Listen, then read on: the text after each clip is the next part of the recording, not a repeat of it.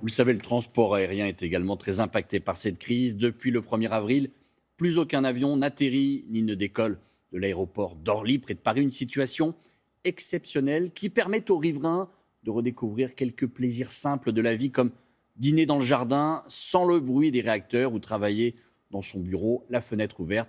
Reportage de Ben Barnier et Hervé Pozzo. Comme un air de campagne, à quelques centaines de mètres des pistes d'Orly. Pourtant, avant la fermeture de l'aéroport, la vie au pied des pistes ressemblait à ça.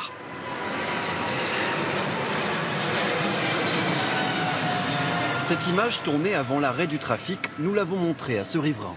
Oui, c'est ça. C'est notre quotidien. Et ça, c'est bien votre maison alors? Oui, tout à fait. Avant, après, le contraste est saisissant. On est plus paisible, on est plus serein, on est plus calme, effectivement. Tout à fait. Et la vie dans la maison, elle est plus... Plus sereine aussi.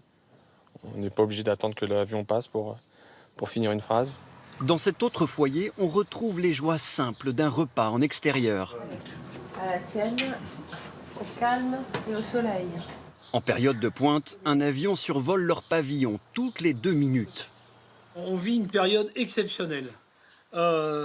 Aujourd'hui, on mange dehors, midi et soir. On dort, on n'est plus réveillé à 6 h du matin et on dort la fenêtre ouverte. Équipé d'un sonomètre, il mesure le silence aujourd'hui à 37 décibels. Normalement, avec les avions, on est entre 55 et 60 décibels sans le passage de l'avion. Avec le passage de l'avion, on est entre 70 et 80 décibels.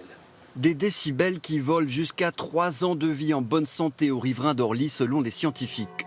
Le maire de Villeneuve-le-Roi apprécie lui aussi cette quiétude retrouvée. Et c'est la vraie vie, ça. C'est la vraie vie.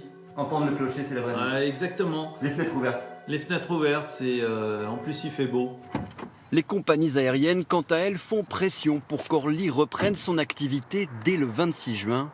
Inenvisageable pour ce maire. L'aérien doit être le dernier élément à réouvrir une fois qu'on a réouvert tout. Le reste, les écoles, l'activité économique, on ait fait les élections, etc.